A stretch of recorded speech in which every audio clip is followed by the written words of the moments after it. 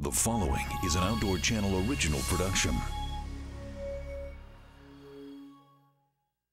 One of NASCAR's top 10 all-time pole setters goes full throttle on a big game pursuit of a lifetime, hunting bull elk with a bow. Hunting's a lot like racing, where you have a physical, a mental, and emotional side of both, and the fact that you really have to keep all of them in check.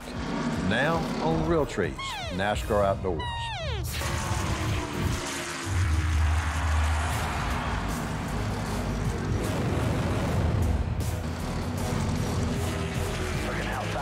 Outside the 47, landing one groove higher than you through the corner.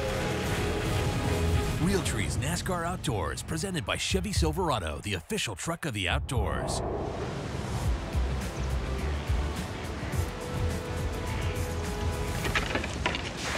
Hello everybody, I'm Bill Jordan. For the ones who know me, you know that I live for the outdoors. But what you may not know, that I'm a big follower of the sport of NASCAR. The fans, the pits, the cars. It's intense, lightning fast paced in every sense of the word. Here on Realtree's NASCAR Outdoors, I have the chance to take these drivers and personalities out here in my world. And let me tell you, you'll see a whole different side from the one at the track. This week, my good friend Ryan Newman is in Wyoming for an archery elk hunt. One of NASCAR's top drivers, Ryan has been racing competitively since the age of 4. Now in his 13th full season in NASCAR's premier division, Ryan now drives the number 31 Chevrolet for Richard Childress Racing. This is Ryan's first season in RCR Racing. He couldn't be more excited to be teaming up with a group of fellow hunters. Yeah, obviously really excited about being a part of Richard Childress Racing. Richard himself being an extremely avid outdoorsman. Then his grandsons, Austin and Ty, who have that passion for the outdoors, and not just a passion to go out and hunt and kill, but a true passion for the outdoors from a conservation, a preservation, and a hunting standpoint. True stewards of the land, and I feel like I'm that same type of person, have that same mentality. So to be able to partner up and race with somebody that has those same hobbies and initiatives and goals for everything we do outside of racing is truly a double bonus. Ryan has found a passion for bow hunting. So for the second straight year, he's returned to Wagonhound Ranch in Wyoming. Located about 20 miles south of Douglas, Wagonhound is a large working ranch that provides some of the best elk habitat in the state. Wagonhound had a lot of moisture this past year, and that means the condition of growing big antlers couldn't be better. Yeah, I guess looking back to last year, I mean, obviously I was disappointed to not be able to kill in my first trip to Wagonhound, but to come back this year when the environment, everything was so much different, so much greener, and the bulls, we hit them at the exact right time. So they kind of buggered and went over the hill, but there's a wallow right over the hill. So we're gonna use the wind and get around him and see if we get him on that wallow. Hopefully the wind doesn't switch. The wind's been swirling all day, but hopefully it stays steady right now. He's a good bull in there. Yeah, he is a good bull, so let's see what we can do. Archery hunting in the mountains here, you're pretty much always on foot. I mean, you're bugling, cow calling, doing everything you can. To me, it's a lot like turkey hunting, where you're trying to locate and then call in, and part of it's stalking, but part of it's also getting the animal to come to you and get the reaction out of it. Physically, you can't drain yourself. Mentally, you can't let yourself be down. Emotionally, you have to fight back, and you're gonna have all that archery hunting. It's just a part of it. Same bull.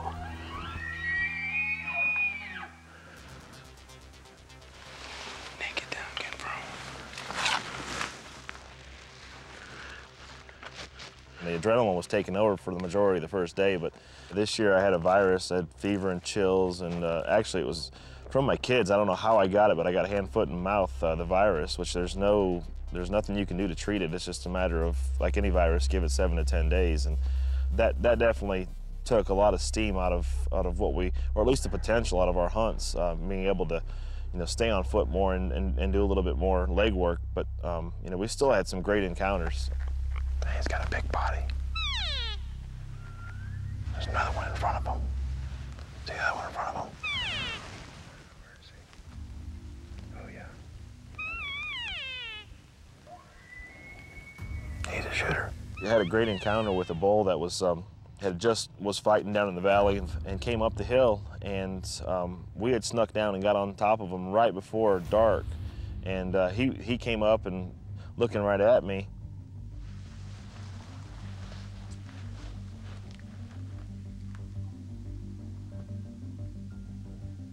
Probably wasn't a great bull, but it was just an awesome encounter just to be that close with an animal that was not at all thinking about who was hunting him that day.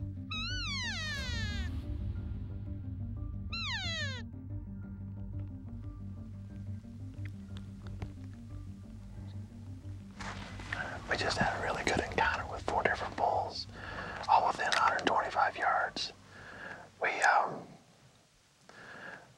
We saw them, they saw us. I think it's what it amounted to, but we've been fighting the wind all day, and really a good way to end the day. Obviously, we located some bulls. I think one of the 4 was a shooter. The other three may just get on edge just a little bit, but the one that came up the draw last was a nice 6x6, but I guess we'll try it again tomorrow. Ryan Newman's archery elk hunt shifts into high gear. Next on Realtree's NASCAR Outdoors.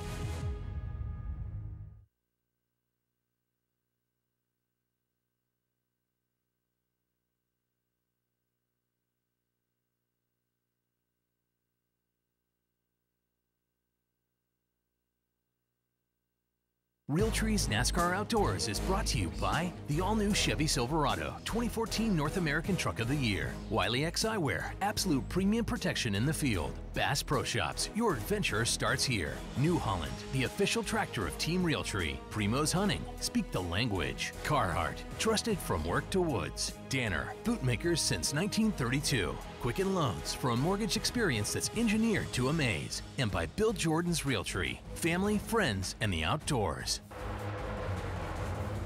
One of NASCAR's top Sprint Cup drivers, Ryan Newman, is at Wagonhound Ranch in Wyoming, hunting bull elk with a bow. After making the long climb to a high vantage point, he and his guide Justin have spotted a mature bull on a far ridge. Now they must figure out how to close the distance. I think what we'll do is sneak down here in this draw, get on the creek bottom here. He's feeding across there, so I think if we get in the bottom, we might be able to pull him to the side of that hill there. He's a big boy. Yeah, he's a good bull. If the wind cooperates with us. Yeah. I was trying to look at the trees, see if you can see which way the trees are going down there, but I can't tell. He's behind that tree. We probably better make our move. There are so many just peaks and valleys, and it's like when you look around, you see 10% of what's out there. So really, there's so much ground that you really have to kind of cover that you just can't see. I mean, it's just not there until you move around. Then you can start to see it. Then you see another 10%. Then you see another 10%. And next thing you know, you're covering some ground, but you have to be on foot. And that's the great thing here about Wagonhound is there's so many great elk that you know there's just another one around the corner, and you just have to keep your chin up and go after them. That's where he is. Shit, here he goes back down the hill now. He went all the way up. We had heard him bugle, and finally snuck up on him and got close. And Justin, my guide, snuck back down the hill, and next thing we know, we got bugles all around us. Literally within 150 yards, every direction, they're all around us. And Justin called and called and called, and all of a sudden he got quiet, and we knew that the one that was bugling that kept getting closer had him pinned, and he actually was within 10 yards of a really good 6x7 down the hill. But in the midst of all that, our bull actually came to us.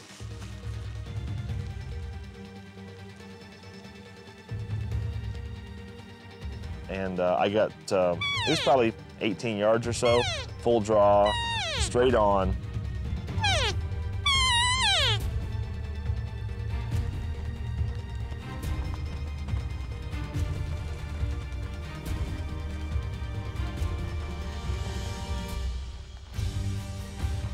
I held the shot for a while. I had him straight on and had just a little bush right in front of him, and to me, it wasn't the ethical shot that I needed to make or wanted to make.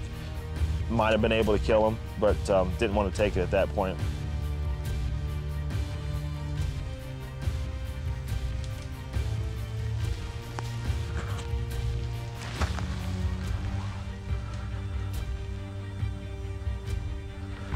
I was so close. A lot of stars have to align, a lot of moons have to align, everything's got to align in order to get that animal in position, in the right angle with a good shot. We had 85% of it that encounter. Just the last 15 was a matter of him turning and posing and making that shot. You know, at that point, I guess my best encounter was on my 7th day of hunting here at Wagonhound, you know, counting last year, and it just goes to tell you how tough it is. You know, at the same time, it's just a great experience to get out there and be physical, be part of Mother Nature, and you know, be with these animals that truly are majestic and just something that I really appreciate. The opportunity that Realtree gives me to be able to come out and do this with Bill Jordan and all the great people, and here at Wagonhound, it's not really a vacation, but it is. It's a lot of work and it's a lot of fun, but man, it's just something I look forward to every year. Coming up, Ryan Newman returns to Wagonhound Ranch and hoping to find success with a rifle. Obviously, the weapon changes a lot of things. Your range increases. You know, it opens up a lot of things from a sight, sound, and distance standpoint. Next on Realtree's Nascar Outdoors.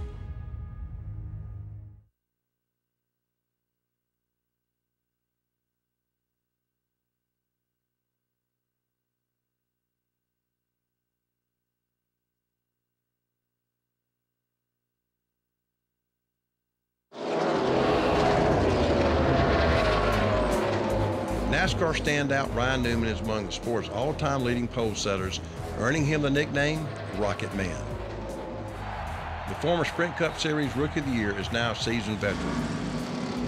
And with a degree in vehicle structure engineering, Ryan's relationship with RCR Racing is a perfect fit. That's one of the great benefits of Richard Childress Racing is they are in control of their own destiny. They build their own engines, their own cars, everything is in-house. A great group of people, a lot of history. You know, have proven that they're chase competitors each and every year, and that's something I definitely want to be a part of. So, you know, being able to drive the 31 Caterpillar Quicken Loan Chevrolet is something that, you know, definitely lined up with my goals and initiatives to be a successful race car driver. The one thing about being a NASCAR driver, you really only have 2 or 3 days in between races to hunt. And even though Ryan was unsuccessful with his bow, he had an opportunity to come back during gun season. Obviously, the weapon changes a lot of things. Your range increases. You know, it opens up a lot of things from a sight, sound, and distance standpoint. But I think one of the bigger changes was 2 days after we left here from our archery hunt, they had 16 inches of snow on the ground here at camp and about 2 foot of snow up on top. And I think that really changed, as well as the, you know, kind of the post-rut activity of what the elk were doing. And that's something that I underestimated coming back here with a gun. Was I thought it was going to be, you know, find them, locate them, bugle them, shoot them. It's not. Gun hunting to me was equally as difficult as bow hunting. Hey, you want to look at them? You want to look at them? Yeah, I just can't see with my binoculars. I can tell it's a.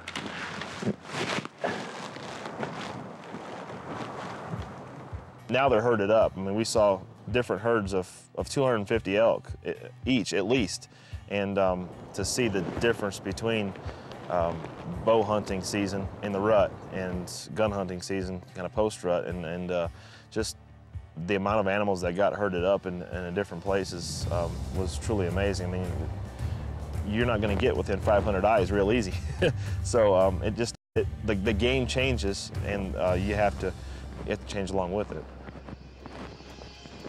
In your mind, you're thinking 300 animals. One of them's got to be a good one, and it may have been, but I wasn't into, you know, 500-600 yard shots, you know, at an elk. That to me, I like the challenge of elk hunting. I like the challenge of hunting in general, but I like to give the animal at least the opportunity to present itself correctly, and not have to worry about, you know, the wind direction and everything else, and make a good shot. And you know, just coming back with a gun, like I said, that changes the game. It changes, you know, they're in a different mode or attitude, and you kind of have to present yourself to them in a different way. So it's a different kind of challenging.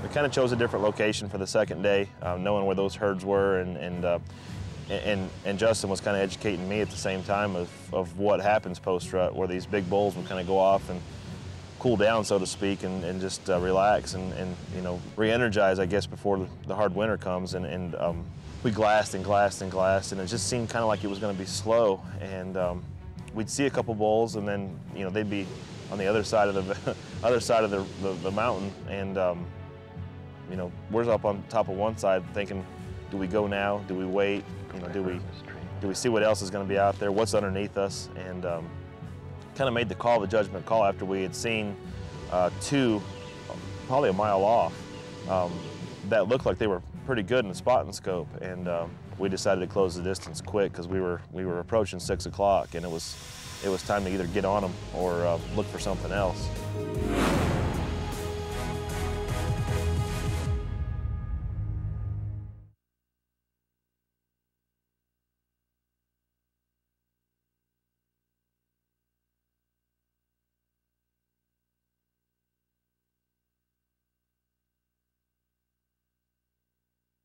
Realtree's NASCAR Outdoors is brought to you by the all-new Chevy Silverado, 2014 North American Truck of the Year, Wiley X Eyewear, absolute premium protection in the field, Bass Pro Shops, your adventure starts here, New Holland, the official tractor of Team Realtree, Primo's Hunting, speak the language, Carhartt, trusted from work to woods, Danner, bootmakers since 1932, Quicken Loans for a mortgage experience that's engineered to amaze, and by Bill Jordan's Realtree, family, friends, and the outdoors.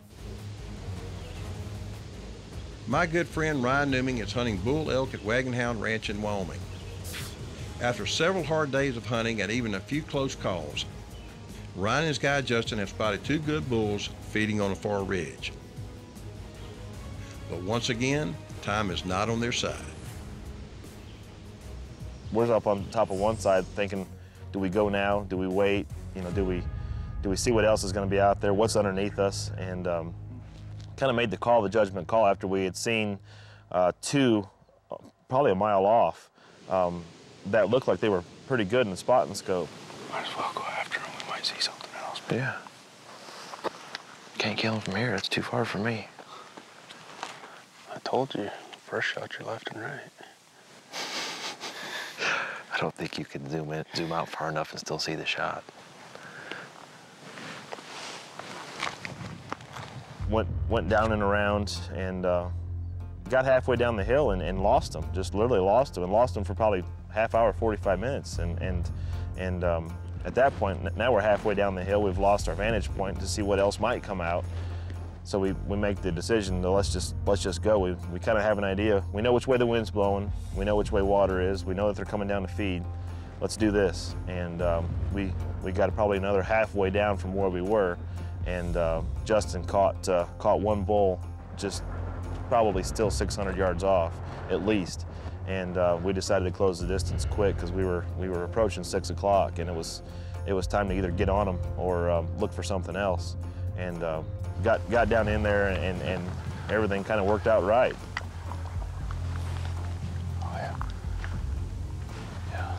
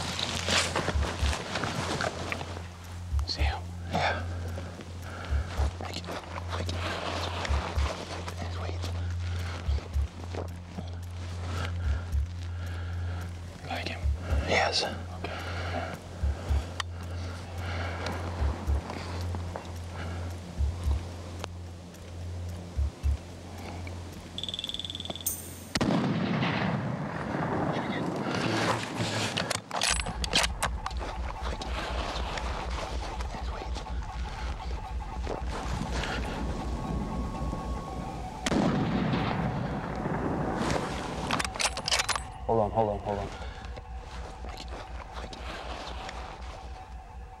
Good. Yeah. Let's go that out. He's getting weaker. That's good work, man. Yeah, I seen him getting weak, and I didn't want to waste the last one if. No, you drilled him the first shot. I thought somebody just stood there, like you did Hunt. Yeah, you drilled him the first shot. Everything we couldn't get to happen in bow season, you know, with a gun, obviously it was easier with the distance, but got within 220 yards and you know, was able to make a great shot on him. We started. Where we see? We saw him over there. We saw him on the other side of the big rock. Here? I thought we were over there. Yeah, on the other side of the big rock. Not here. Over there. Yeah. Yeah. That third is huge. Yeah, just enough light. 2 days of gun hunting, 8 days of bow hunting, and you know, to make it all happen in a situation like that and kill what I thought was a great mature bull was all that I could ever ask for, and that was my goal of the hunt.